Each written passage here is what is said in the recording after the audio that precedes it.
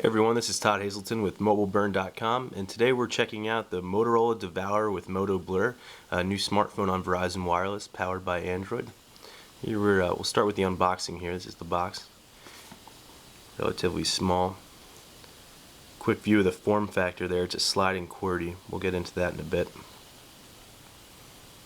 And here you can see it says it comes with a 8GB micro SD card pre-installed, and the rest of what you'd expect with a phone, including the charger, etc. Let's get started.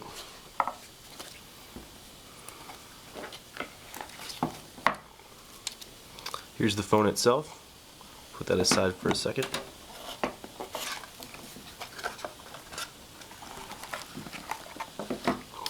Right here you have the adapter for the wall. It's got a convenient USB port there, which means you can pull the plug out, put it into your computer if you need to. USB cable 2.0. Getting to know Moto Blur. This is a guide here on how to get set up with your account. Moto Blur pulls in your Facebook account, your Twitter account, and allows you to view all of your contacts in one place, and the status updates automatically adds them to your address book. So this will help you get set up with all of that. And it teaches you about the home screen there. There's 5 of them available. We'll get into that too. Tips, hints, and shortcuts. Looks like it's more focused around Android altogether and how the phone works, not so much Moto Blur. And also some of Verizon Wireless's offerings like VCast Music with Rhapsody. That's Verizon Wireless's music store for over-the-air downloads. VCast Video. A briefing on the Android market. So that's good to read. Information about radio frequency emissions and responsible driving. Interesting. There's recent news that more states may ban texting while driving, so make sure to read this one as well. And here's the product safety and warranty information manual. Alright, let's get to the meat of this and check out the phone itself. Now let's spend some time getting to know the Motorola DEVOUR for Verizon Wireless. Right up front you have a 3.1-inch display here with an HVGA resolution. That's 480 by 320 pixels. Very big, great. Right below it you have a menu button, a home screen, and a return button. All very intuitive, and they're touch sensitive and they glow white. And when you touch them, they have a bit of a haptic feedback, so you know that the phone has registered your input. Right below the screen here, this is an optical pad. It's new. And it's found most recently on some of the newer BlackBerry models. But here, this is used for scrolling through menus and screens, and you sort of just wave your finger over it, and you can pan around a website. We'll get into that once I turn the phone on. Now, this is a sliding QWERTY form factor phone, which means it does have a full QWERTY keyboard. Keys do offer a good bounce back and travel. And the keys are better spaced than they were on the Droid. On the Droid they were sort of hugging each other and a little too close for comfort, but I do like this one so far. And as I slid the phone here, you can just really feel the sturdiness of the phone. It just feels like a rock. You know, it's built very sturdy. Metal hinges here, just very tight, and it's actually rather sharp along these edges. But I do like it. It feels like a rock in the hand. Moving around the phone here, you can see we have our micro USB charging port. This here is a unique battery cover. That's how it works. What you do is you put your fingers on the markers here and just slide right, and it pops open. And there you can see we have the battery, and then there's also a micro USB card right up here. That's an 8GB micro USB card, and the battery is 1400 milliamp hours. We could pull it, so you have to unlock it here and sort of pull. Kind of cool. Shows you the sturdy build of the device. There's no flimsy back panel.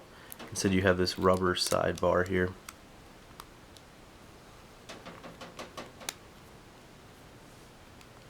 And just slide it back. So a little different, but definitely cool. On the back here you can see you have the Moto Blur logo. This is a 3.2 megapixel camera, I believe.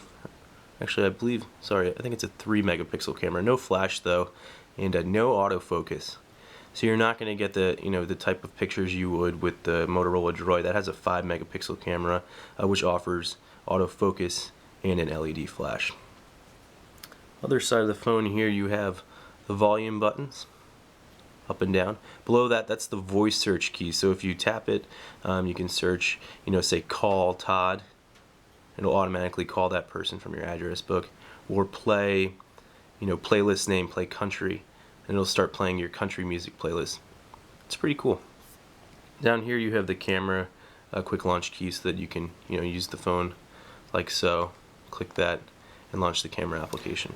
Here we're looking at the home screen of the device, and this is Moto Blur powered, so that means you have quick access to your social networks. Here you can see I have Twitter and my messages right here, and up top is my latest Twitter status. I say, "Woo, the Devourer has just arrived." And so what happens with Happenings is you can click one and it brings up that status update, and then you can flick through others. And if you want to view them in a quick list, click that top bar and it shows this is just my Twitter feed here, but you can also integrate Facebook so that this shows the the most recent Facebook update or the most recent Twitter update. Messages, that's your most recent messages, SMS. Up top there we have Twitter where you can update. Below, this is AccuWeather powered weather widget. Not so great weather here in New York, but a little nicer in Los Angeles. You can click on the bottom, change the forecast to hourly or back to weekly. Now Moto Blur also gives you 5 home screens to customize. So you have one there, one there. So you can add widgets all you'd like. So you want to view our calendar, pop up there. So very useful. And again, this is Android 1.6. And that means we actually have Google Maps with navigation, but we'll step into that in just a bit. First we'll open the main menu. You can see the standard main menu. This is not the updated one on Android 2.1, which sort of has a 3D feed coming in through. There's a couple unique applications here provided by Verizon. For one, you have VCast Music with Rhapsody. Okay, so what this is over-the-air music downloads. Most songs are $1.99, but you can also have a Rhapsody monthly plan, sync it up with your micro SD card, and have unlimited music for that one rate plan. And then, of course, if you stop paying the plan, you lose your music. But it's a neat store there. Also, we have VCast videos. This is good for just quick bites of videos on the go. They do have full TV shows, but they're usually split into about 5s, so you have 5 versions of one TV show. Here you go, this is 60 minutes. That's a 7th of 7th video of that episode. And of course it's free, that's with a $9.99 subscription price, however. So in order to take advantage of this, you'll have to add that onto your bill. So you might notice that as I'm going through the phone here, I'm using the screen a lot, but I could use this optical pad here. All I do is sort of wave my finger across it, and it recognizes what I'm doing. I do sort of wish there was a omnidirectional pad, however. But speaking of music, I did earlier download a clip. I'll show you from the home screen widget here. We can just launch music, songs.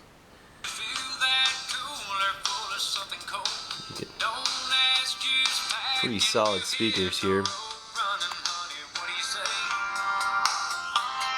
here's the speaker. I was impressed.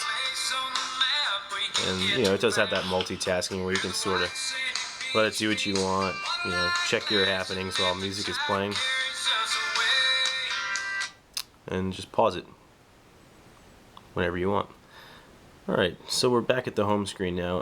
I'll bring up my contact list. Neat thing about this is it'll actually pull in all of your contacts from Gmail or Twitter or Facebook all into one place, and you can see it has their picture next to them. and if you click a contact, it'll bring up, you know, whatever information is stored, whether it's an email address or a phone number.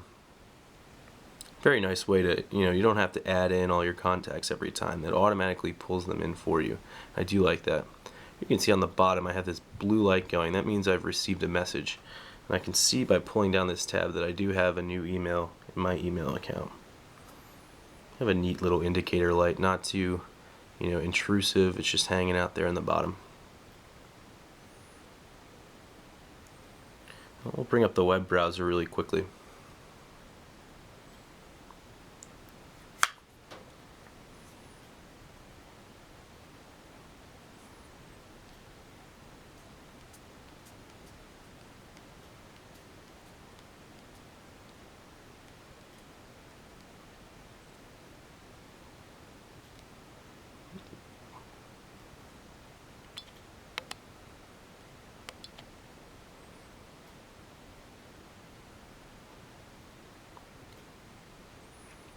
Pretty speedy on 3G here, Verizon's 3G network, EVDO, Rev A.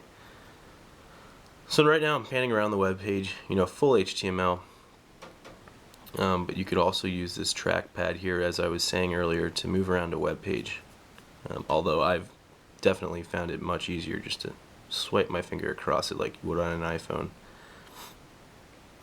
There's one last feature here I wanted to show you, and that's the free maps with navigation. As I was saying earlier, the phone does come with Verizon wireless navigation. That's $9.99 a month. Has a ton of great features like sharing your location with friends, navigating to popular you know, points of interest. But Android 1.6 does come with free Google Maps with navigation. It's a beta product. Right here I have our location here in New York City set to drive to Boston. Now if I click navigate,